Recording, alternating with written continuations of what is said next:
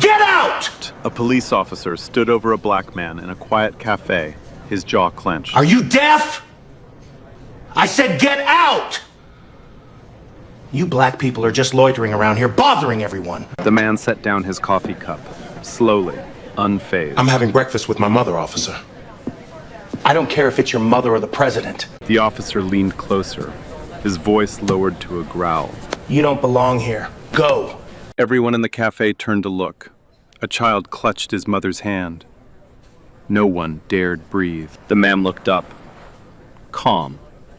Almost too calm. What the officer didn't know was that the man he was trying to get out had something in his jacket pocket. Something that would make him turn pale the moment he saw it. But before we get to that moment, let me take you back to the beginning, to the morning when everything was still peaceful. Brierwood, Virginia, a small town tucked into the Shenandoah Valley, about 2 hours west of Washington, D.C.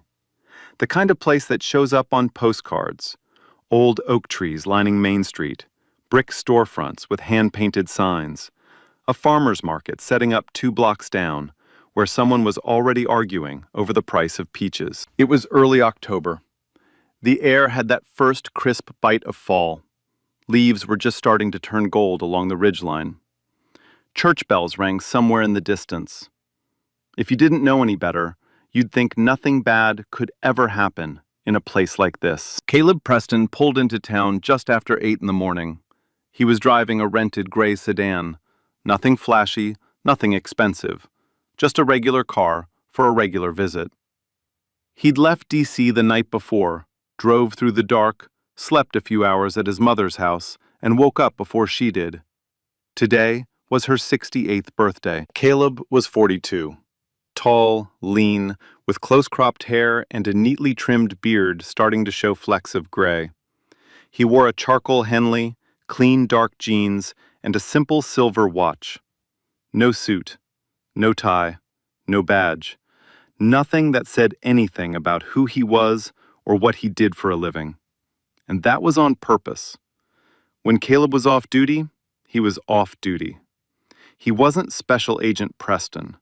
He was just Gloria's son, the one who didn't visit enough and always forgot to call on Sundays. He walked into the Copper Kettle at 8:30.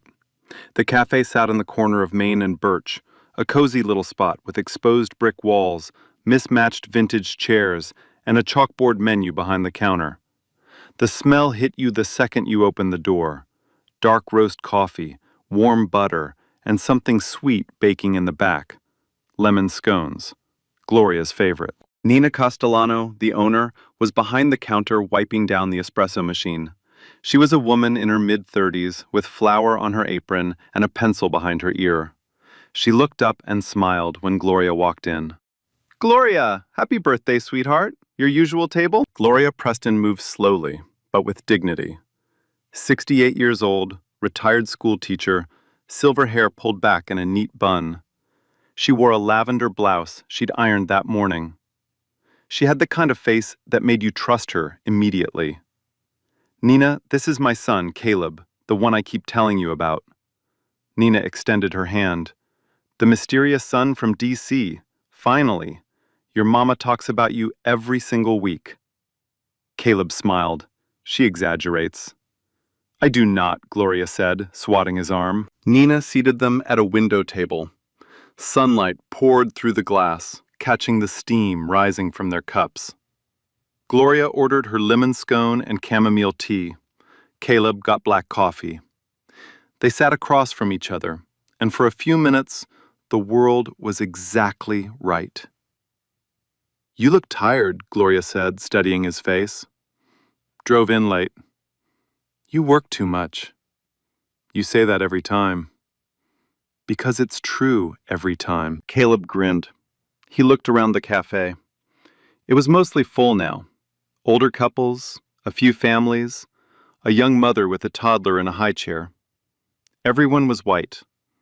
He and his mother were the only black people in the room.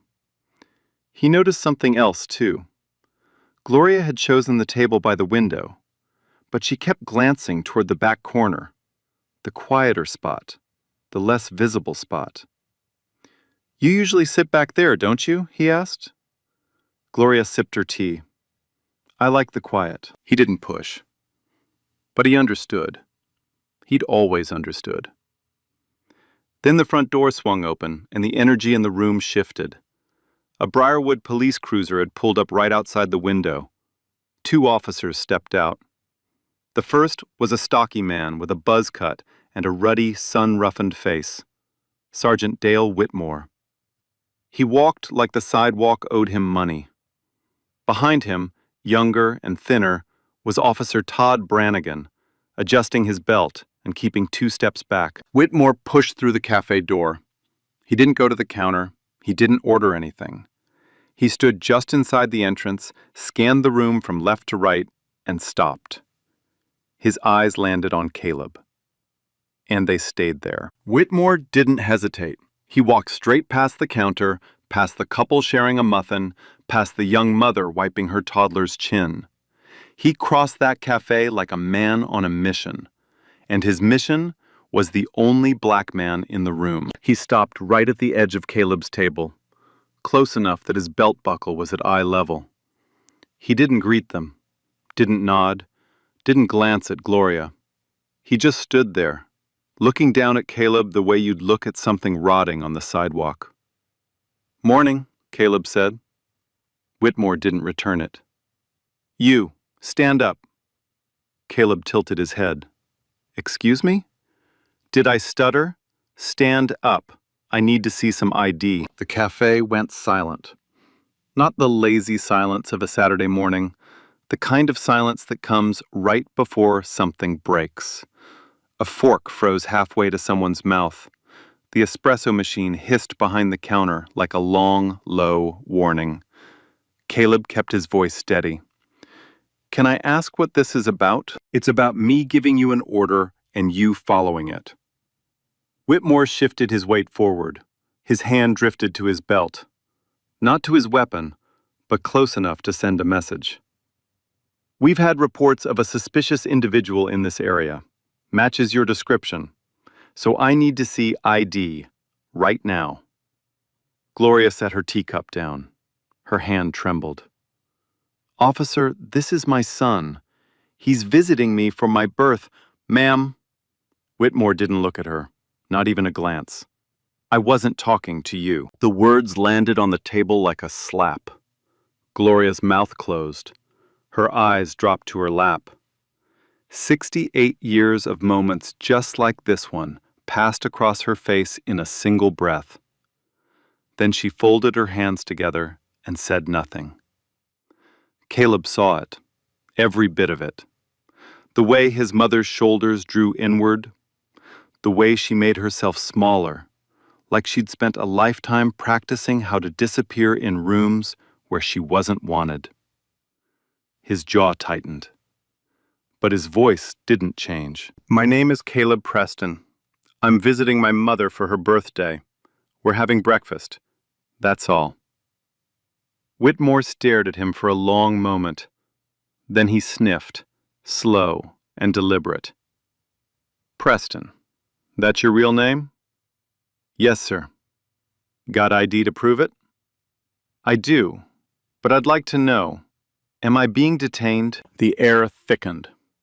Behind Whitmore, Officer Brannigan shifted his weight from foot to foot. He stared at the floor, then the ceiling, then his own shoes, anywhere but at what was happening in front of him. Whitmore took another half-step forward.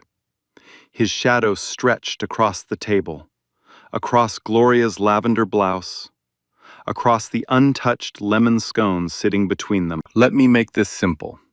His voice dropped low, quiet, the kind of quiet that cuts deeper than shouting.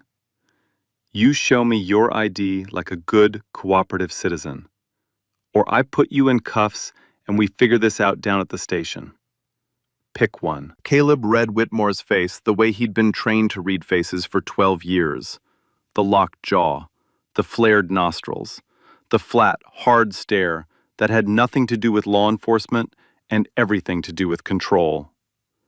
This man hadn't walked in here following a report. He'd walked in here following an instinct, and that instinct kicked in the moment he saw a black face in a white room. Caleb reached for his wallet. Slowly, very slowly.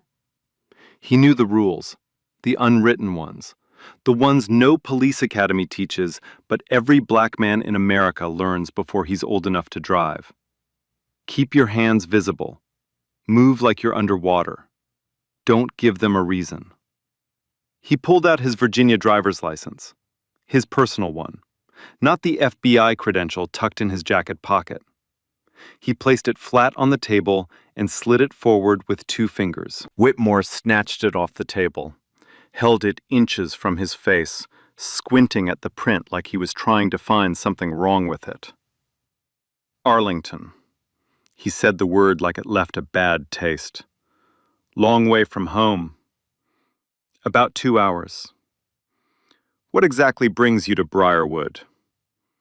Like I said, my mother's birthday. Whitmore turned the license over, looked at Caleb, looked at Gloria, back at Caleb. His lip curled slightly. People say a lot of things. He unclipped his radio. Dispatch, I need a check on a Virginia DL. He read the number out loud. Slowly, deliberately. Every digit echoing through the silent cafe so everyone could hear. While they waited, Whitmore didn't step back, didn't give them an inch of space.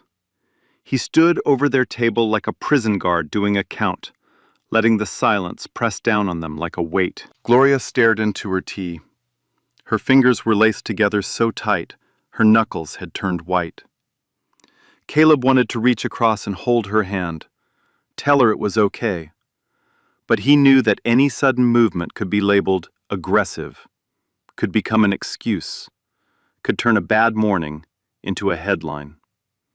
So he sat still, hands flat on the table, and waited. The radio crackled. Subject comes back clean, no warrants, no flags. Clean, no warrants, no flags. That should have been the end of it. In any fair world, in any honest encounter, this is where the officer nods, hands back the license, and says, "Sorry for the trouble, enjoy your morning." Whitmore didn't do any of that. He clipped his radio back onto his shoulder, glanced at the license one last time. Then he flicked it onto the table like he was tossing aside a losing hand of cards. "Stand up." Caleb looked at him evenly.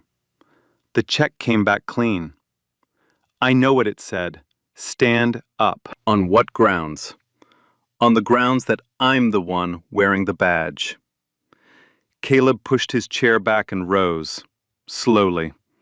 He was taller than Whitmore by 3 full inches, and when he stood, something shifted in the sergeant's face. Not fear, but the brief, flickering discomfort of a man who suddenly found himself looking up instead of down. Whitmore covered it the only way he knew how. He got louder. "Step away from the table. Hands where I can see them." "Officer, I haven't done anything." "Hands up, now!" Caleb stepped aside. He raised both hands, palms open, fingers spread. The universal posture of surrender. The posture of a man proving to a room full of strangers that he is not dangerous, that his body is not a weapon, that he deserves to live through the next 60 seconds. Whitmore circled behind him. "Spread your feet." And right there, between the chalkboard menu and the vintage chairs, under the warm light of a Saturday morning, with the scent of lemon scones still drifting through the air, Sergeant Dale Whitmore ran his hands over Caleb Preston's body, down his sides, along his waistband, around his ankles. A full pat-down, right in the center of the cafe. A woman at the next table pressed her hand over her mouth. The young mother pulled her toddler onto her lap and turned the child's face away. Nina gripped the counter with both hands, a dish towel twisted between white knuckles. And Gloria watched. She watched her son stand with his arms out and legs apart, while a uniformed stranger put hands on him like he was a criminal. Her lips pressed together until they vanished. A tear slipped down her left cheek. She caught it with the back of her hand before it reached her jaw. Whitmore finished. He found nothing. There was nothing to find. There was never going to be anything to find. He stepped back. This was the moment to stop. Every regulation said stop. Every protocol said stop. Every shred of human decency said stop. But Dale Whitmore had done the math. He'd made a scene. He'd gone too far to back down now. Walking away would mean admitting he was wrong. And admitting he was wrong in front of a room full of people who just watched him frisk an innocent man, that was something Dale Whitmore would never do. So instead of stopping, he leaned in. "People in here are uncomfortable," he announced, loud enough for every table to hear. "I think it's best you leave." Caleb lowered his arms. "I'm a paying customer, sitting with my mother on her birthday. I haven't broken a single law." Whitmore closed the distance between them. So close, Caleb could smell the stale coffee on his breath, the sharp bite of cheap aftershave clinging to his collar. "I'm not asking." His voice was barely a whisper now. "I'm telling you. Get out." Caleb didn't move. He stood exactly where he was, arms at his sides, breathing slow and even. 12 years of FBI training had taught him how to stay calm when everything around him was falling apart, how to read a room, how to control a situation without raising his voice. But this wasn't a federal operation. There was no backup on standby, no wire, no team watching through a one-way mirror. This was a cafe in a small town where he had no authority, no protection, and no badge on display. Right now, he was just a black man, standing in front of a white cop who had already decided how this was going to end. Whitmore tilted his head toward the window. "Your car, that gray sedan out front, that yours?" Caleb exhaled through his nose. "It's a rental. A rental." Whitmore repeated it slowly, like it confirmed something. He turned to Brannigan. "Todd, go run the plates, and take a look inside while you're at it." Caleb's voice came quick but controlled. "You don't have a warrant to search that vehicle." Whitmore smiled. It was the kind of smile that had nothing to do with happiness. "I don't need a warrant. I can smell marijuana on you. That gives me probable cause." It was a lie. A blatant, shameless lie. There was no marijuana. There had never been any marijuana. Every person in that cafe who was sitting close enough knew it. The only thing anyone could smell in that room was coffee and baked goods and the faint trace of Whitmore's aftershave. But Whitmore said it with the confidence of a man who had used that exact line before, many times, on many people who looked exactly like Caleb. Brannigan hesitated. He stood halfway between the table and the door, his weight shifting, his eyes darting between his sergeant and the man they both knew had done nothing wrong. For 1 second, one brief, flickering second, it looked like he might say something. He didn't. He turned and walked out the door. Through the window, Caleb watched him pop the trunk of the rental sedan, watched him open the glove compartment, watched him rifle through a duffel bag that held nothing but clothes, a birthday card, and a wrapped box containing a pearl bracelet Caleb had picked out for his mother 3 weeks ago. Inside the cafe, nobody moved. The older couple, 2 tables over, exchanged a look. The husband opened his mouth, then closed it. The wife shook her head slightly, a tiny, almost invisible gesture that said, "Don't get involved." Nina stood behind the counter, gripping the edge so hard her fingernails were white. She swallowed once, then she spoke. "Dale, come on. This is way too much." Whitmore turned on her like she'd pulled a fire alarm. "Nina, You want me to call the health department down here for a surprise inspection? Because I can do that. I can do that today. So how about you stay behind that counter and mind your own business? Nina's mouth snapped shut. She took a step back. Her eyes went glassy, and she looked down at her hands. She didn't speak again. Gloria was still seated. She hadn't moved from her chair. Her tea had gone cold. The lemon scone sat untouched, a tiny birthday candle still lying beside the plate where Nina had placed it earlier as a surprise. Gloria's hands were trembling. Not the slight tremble of nerves, but the deep, rhythmic shaking of a woman fighting every instinct in her body to stay seated, while her son was being humiliated 3 feet in front of her. The front door opened. Brannigan came back in. His face was blank. His hands were empty. "Nothing, Sarge. Car's clean." Nothing. Clean. Again. 2 checks. 2 searches. 0 evidence of anything. And still, Dale Whitmore did not stop. He couldn't stop. That was the thing. He'd crossed too many lines to go backward. If he walked away now, every person in this cafe would know, really know, not just suspect, that this had never been about a report, never been about marijuana, never been about safety. It had only ever been about one thing. And that one thing was standing 6 feet tall, with his hands open and his mouth shut, waiting for it to be over. Whitmore's face was flushed. A vein pulsed at his temple. His breathing had changed, shorter, faster. He was a man whose bluff had been called, and the only card he had left was the badge on his chest. He pulled his handcuffs from the back of his belt. The metal caught the light as they swung from his finger. "Turn around." Caleb's eyes went to the cuffs, then back to Whitmore. "You're handcuffing me." "For officer safety, while I sort this out." "Sort what out? Your checks came back clean. Your search came back clean. There's nothing to sort out." Whitmore stepped forward. "I said turn around. Last time Whitmore pointed at her without looking. "Sit down." Caleb turned around. He placed his hands behind his back. And in the middle of the copper kettle, with the morning sun still streaming through the windows, Sergeant Dale Whitmore closed a pair of steel handcuffs around the wrists of an innocent man. The click was the loudest sound in the room. A teenage girl in the corner booth had her phone out. She'd been recording for the last 4 minutes. Her father leaned over and whispered for her to stop.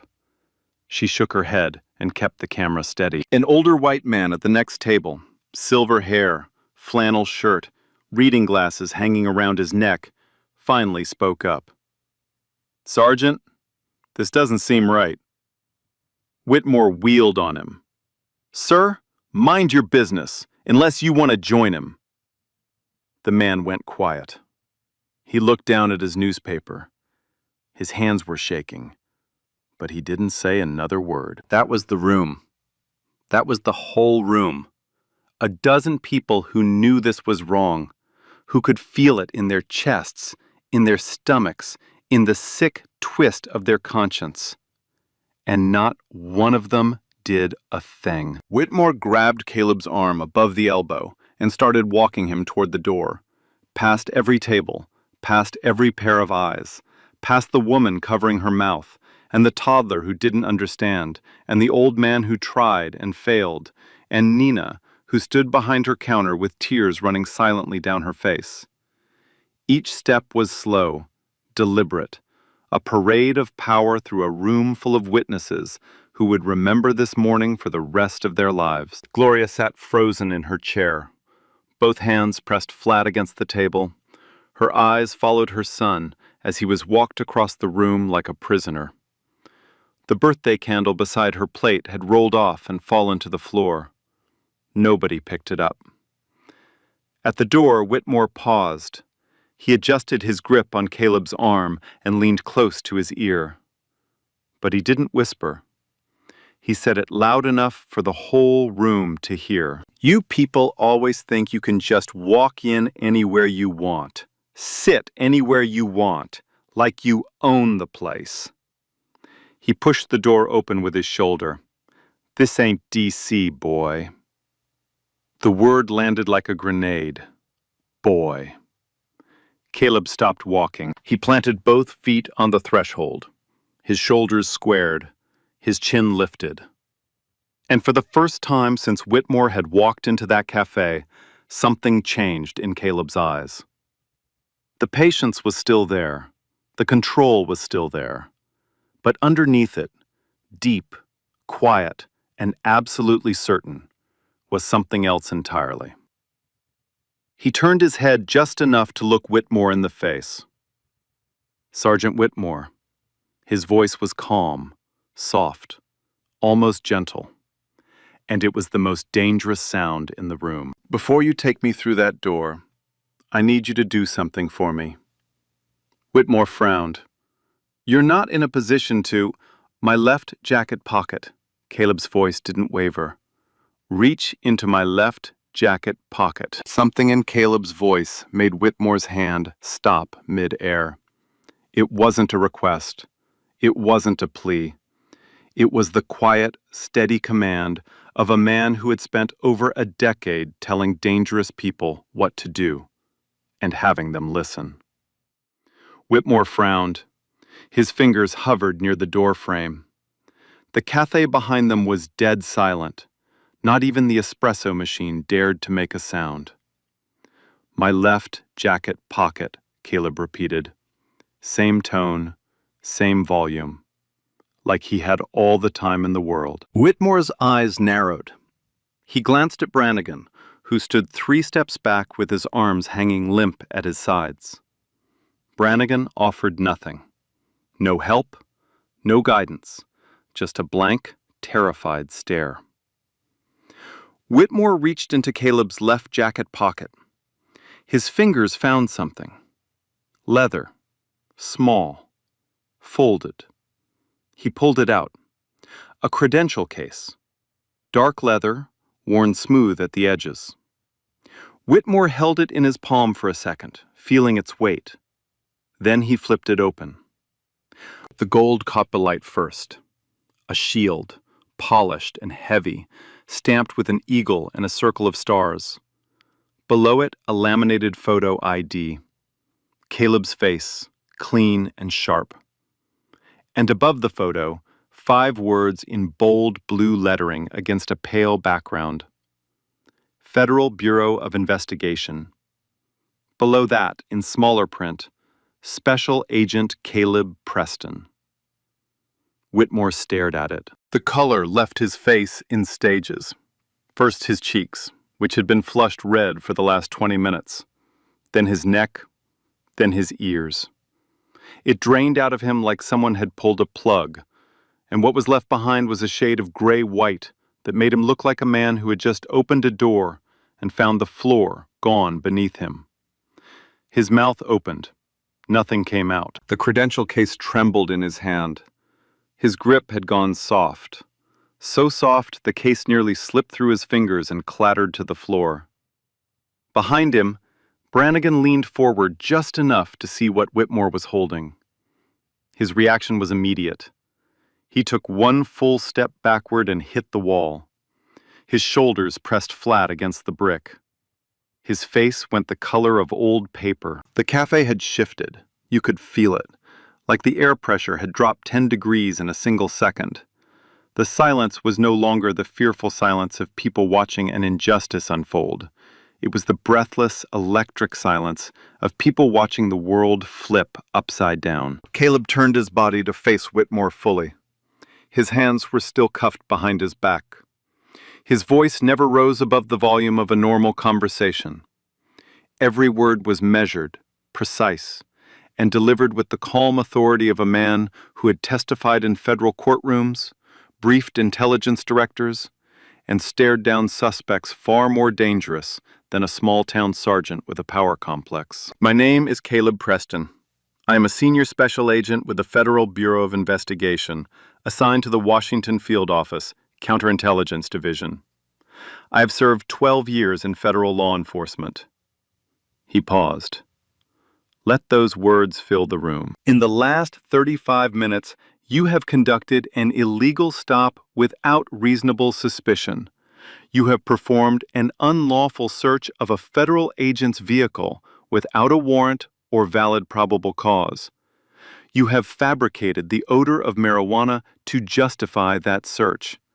You have effected a false arrest, and you have violated Title 18 United States Code Sections 242, 241, 1001, and 1495. He listed the statutes the way a surgeon names instruments, without emotion, without hesitation, without mercy. Remove the handcuffs. Now. Whitmore's hands were shaking so badly it took him 3 tries to get the key into the lock. The metal scraped against metal. The cuffs clicked open and fell away. Caleb brought his arms forward. He rolled his shoulders once, straightened the cuffs of his Himley, adjusted his watch. He did not rub his wrists. He would not give this man that satisfaction. He would not show a single mark that Whitmore had left on him. He turned and walked back through the cafe, past the same tables, past the same eyes. But everything was different now. The woman who had covered her mouth was staring at Whitmore. The old man with the newspaper was sitting up straight. Nina had both hands pressed to her chest, her lips parted, tears still wet on her cheeks. Caleb sat down across from his mother. Gloria was looking at him with wide, shining eyes. Her hands were still trembling, but something new had crept into her expression. Something between relief and fierce, burning pride. He picked up his coffee cup. It had gone cold a long time ago. He took a sip anyway. Then he reached into his back pocket and pulled out his phone. He dialed a number. It picked up on the second ring. "Denise? It's Caleb." His voice was quiet, conversational, like he was calling about weekend plans. "I need you to send a team down to Brierwood, Virginia. Local PD situation. Civil rights violation. I'll brief you when you get here." A pause. He listened. "Yeah." He looked at his mother, then at Whitmore, still standing at the door, frozen, credential case dangling from his limp hand. It happened again. Again. That single word carried more weight than everything that had come before it. It told you this wasn't the first time. Not for Caleb, not for 1,000 other men who looked like him. The badge in the pocket was the exception. The morning that led to it was the rule. Whitmore didn't move from the doorway. He stood there like a man whose legs had forgotten how to work. The credential case still dangled from his hand. His mouth kept opening and closing, small, useless movements, like a fish dropped on dry concrete. Finally, words came, broken, stumbling. "Look, I had no way of knowing." Caleb didn't look up. He was writing in a small leather notebook.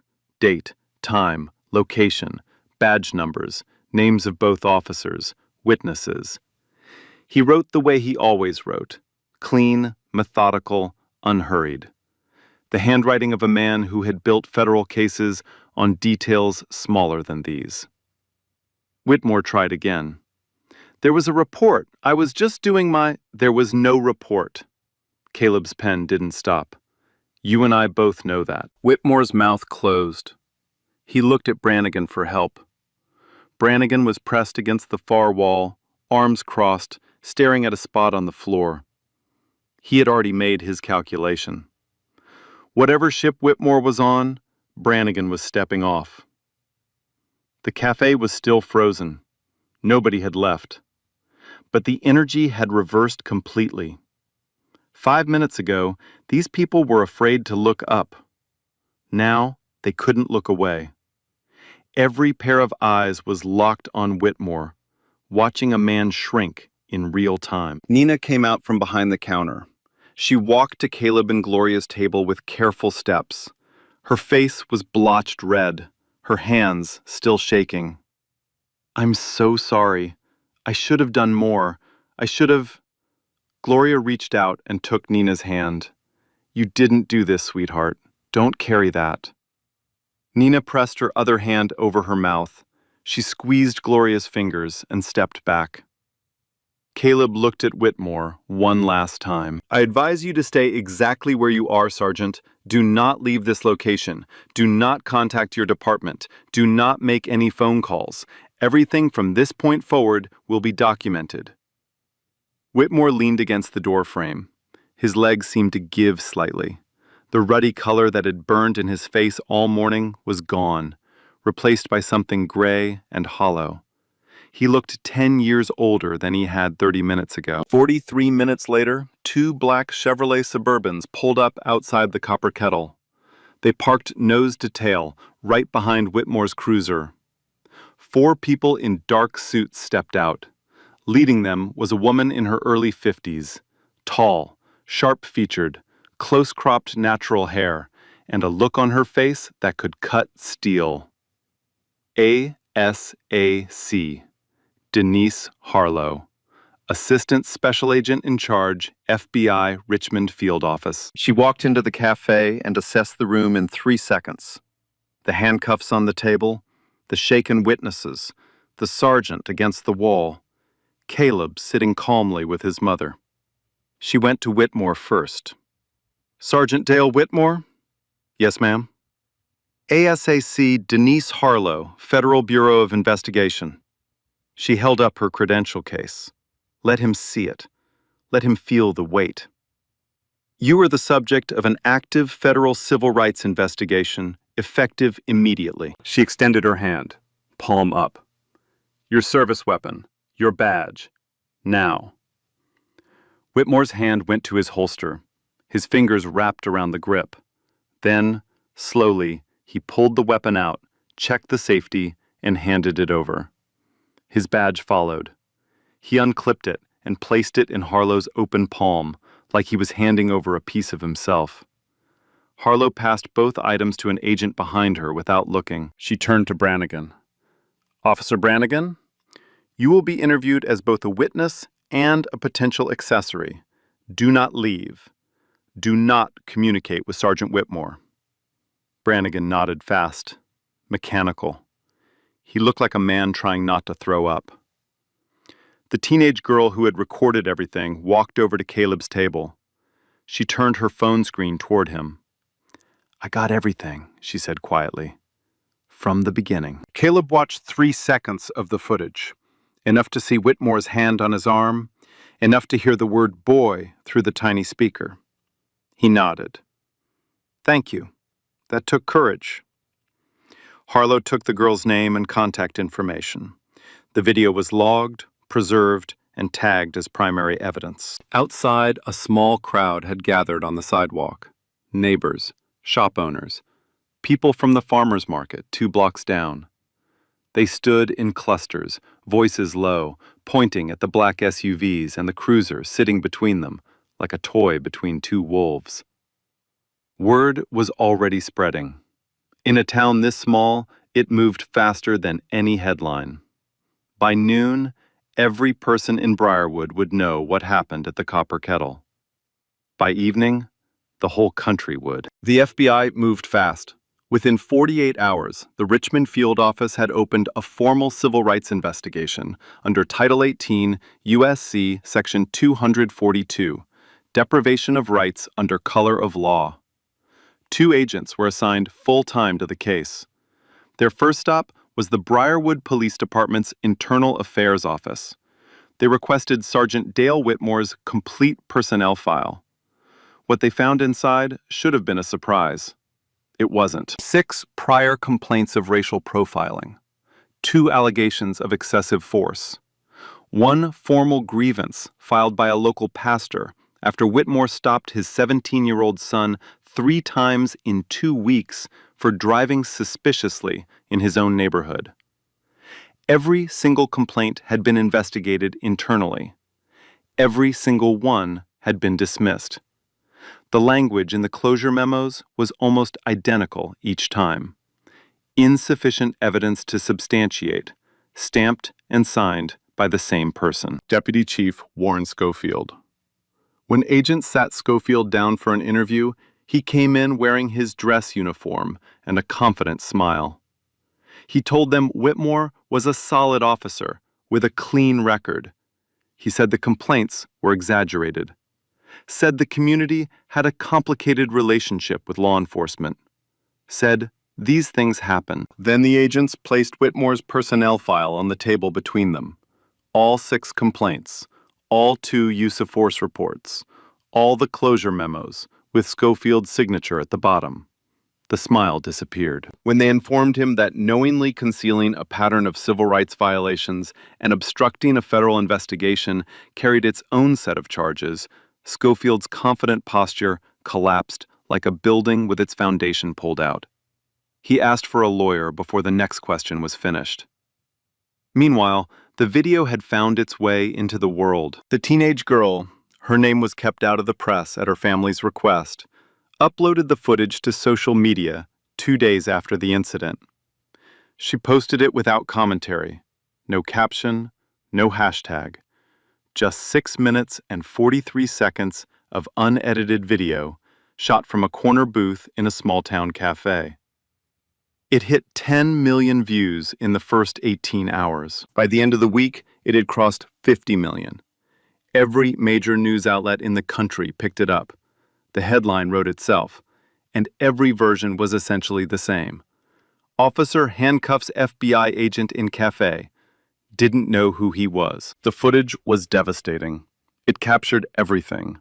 Whitmore's hand on Caleb's arm, the pat-down between the vintage chairs, Gloria's tear, the word boy, clear as a bell through the cafe's ambient noise. And it captured the thing that no written report could ever convey, the casual, unhurried cruelty of a man who believed with absolute certainty that he would never face consequences. But what made the video truly viral wasn't the badge reveal. It was the conversation that followed. Comment sections exploded, not just with outrage, with recognition. Thousands of people sharing their own stories, their own traffic stops, their own cafe moments, their own versions of Dale Whitmore. And underneath the outrage, a harder question began to surface, one that the news anchors kept circling back to, one that the op-eds kept landing on, one that sat like a stone in the stomach of everyone who watched. What if he hadn't been FBI? What if there had been no badge in that pocket? What happens to the man who goes through the exact same morning but has nothing to pull out except his dignity? Everyone already knew the answer. That was what made it unbearable. The trial began 11 weeks later in the U.S. District Court for the Western District of Virginia. It lasted 4 days. It didn't need more. The prosecution's case was built on 3 pillars: the video, the witnesses, and the lies. The video was played for the jury twice, once in full, without interruption. The second time, frame by frame, with FBI forensic analysts walking the jury through each moment. The fabricated marijuana claim, the illegal vehicle search, the unlawful detention, the racial slur. Every second was annotated. Every violation was cataloged. 7 witnesses testified. Nina Castellano took the stand on the second day. She spoke for 40 minutes. She described the moment Whitmore walked through her door, the way he ignored Gloria, the way he made Caleb stand, the sound the handcuffs made when they clicked shut. Her voice broke 3 times. She didn't stop. The older man in the flannel shirt, his name was Arthur Bowen, testified that he had tried to speak up and was threatened by Whitmore in front of the entire cafe. His hands shook the entire time he was on the stand, but his words were clear. Caleb testified last. He sat in the witness chair the way he sat in every federal proceeding, straight-backed, composed, precise. He recounted the events in chronological order, no embellishment, no emotion. just facts, delivered one after another with the steady rhythm of a metronome. His composure was more powerful than any outburst could have been. Whitmore's defense was simple. He claimed he was responding to a legitimate report of suspicious activity. His attorney argued that Whitmore had followed standard procedure and had no way of knowing Caleb's identity. The prosecution dismantled this in under 10 minutes. They pulled dispatch records, they pulled call logs, they pulled radio transcripts. There was no report. There had never been a report. No one had called. No one had flagged anything. The suspicious individual matching his description existed only in Dale Whitmore's imagination and his prejudice. The jury deliberated for 3 hours and 16 minutes. Guilty, on all counts. Sentencing came 2 weeks later. The judge, a 61-year-old woman who had spent 30 years on the federal bench, looked at Whitmore for a long moment before she spoke. 36 months in federal prison. Permanent forfeiture of law enforcement certification. Complete loss of pension and retirement benefits. A lifetime ban from holding any position of public authority. Whitmore stood motionless as the sentence was read. His attorney placed a hand on his shoulder. Whitmore didn't seem to feel it. Brannigan cooperated fully with the investigation. He provided a detailed account of Whitmore's behavior, not just that morning, but over the 2 years they had been partnered together. The patterns he described matched every complaint in the file. His cooperation earned him a lesser outcome: termination from the department and 2 years of supervised probation. But his testimony was instrumental in securing the conviction. Deputy Chief Schofield resigned before the investigation reached him formally. It didn't matter. The FBI's findings were forwarded to the Department of Justice, which placed the entire Brierwood Police Department under a federal consent decree. Mandatory reform, independent oversight, retraining of every officer from the top down. The Copper Kettle became something it had never intended to be: a landmark. Nina didn't fight it. She put a small, hand-lettered sign in the front window right next to the Daily Specials board. It said 5 words: "Everyone is welcome here. Always." And when a reporter from the Richmond Times caught up with Gloria Preston outside the cafe 3 weeks after the trial, she stopped on the sidewalk and gave the only quote she would ever give to the press. "I raised my son to be strong enough to stay calm when the world tells him he doesn't belong. I'm proud of him." She paused, looked at the cafe window behind her. "But I shouldn't have to be proud of that. No mother should have to raise her child to survive something that never should have happened in the first place." So where are they now? Caleb Preston went back to Washington. He returned to his desk at the FBI field office the following Monday, like nothing had happened. His supervisor recommended him for a commendation, official recognition of his conduct during the incident. Caleb declined. When asked why, he said something that stuck with everyone who heard it. "I don't want to be celebrated for surviving something that never should have happened." 6 months later, he was promoted to supervisory special agent. He didn't make a speech, didn't do interviews. He showed up, did the work, and went home. And every month, every single month without fail, he drove 2 hours west to Brierwood to have breakfast with his mother at the Copper Kettle. Same table by the window, same lemon scone, same black coffee. He never sat in the back. Gloria Preston retired from quiet. That's the best way to say it. For decades, she had folded herself small in a town that never quite made space for her. Back corners, head down, smiling when it was easier than speaking. After the trial, the Brierwood Town Council created a civilian oversight board for the police department as part of the federal consent decree. They needed community members to serve.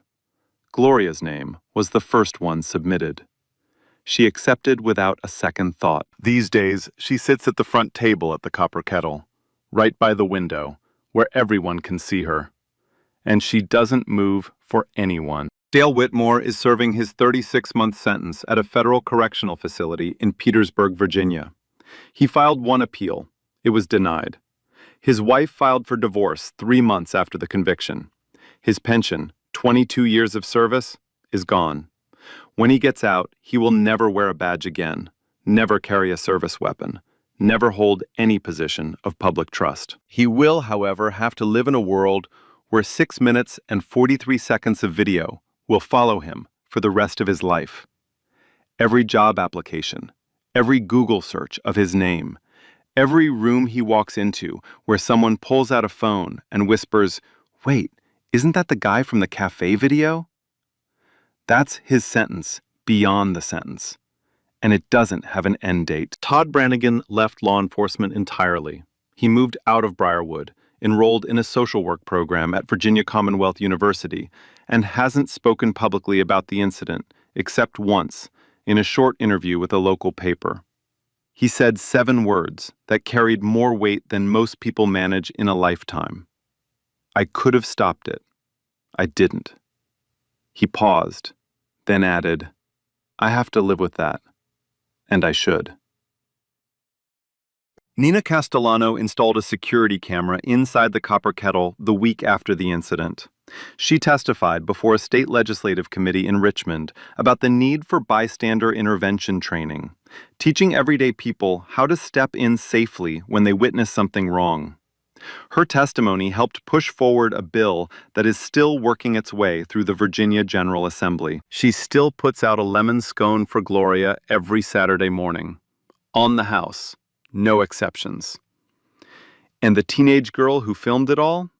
She's in college now, studying journalism. Never gave a single interview.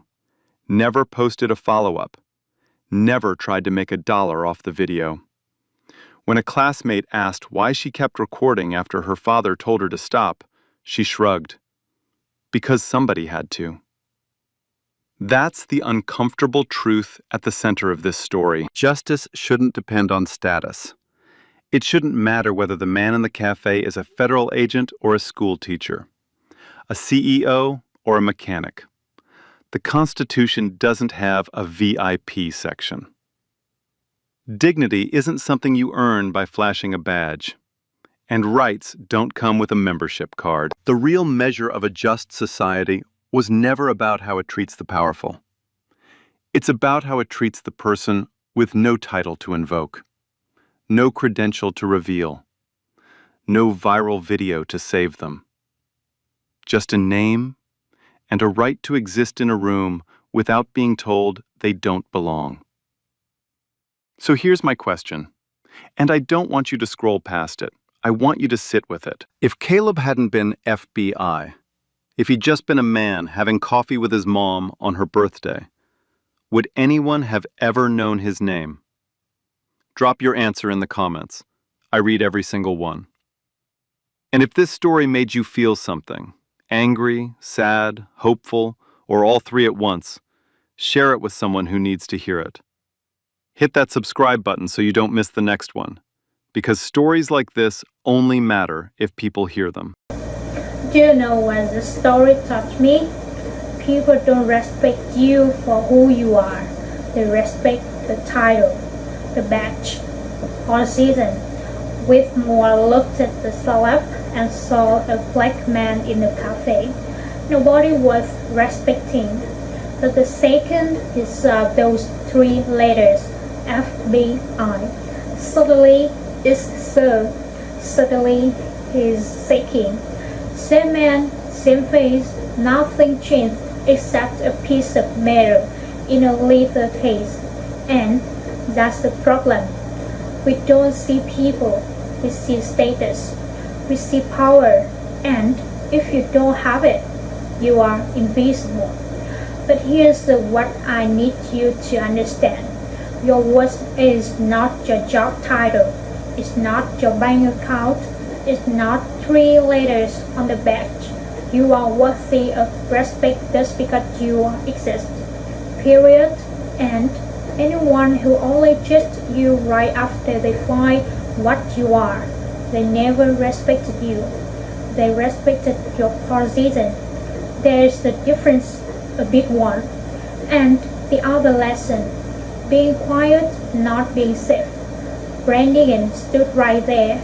Everybody in that cafe knew it was wrong, but nobody moved. And when you are saying nothing, you are not neutral. You are choosing a side. You just don't want to admit which one. Think about this. Do you respect people for who they are or for what they have? Tell me in the comments. Like, share, and subscribe. Real stories, real justice every week. And remember, you don't owe the world proof that you matter. You already do.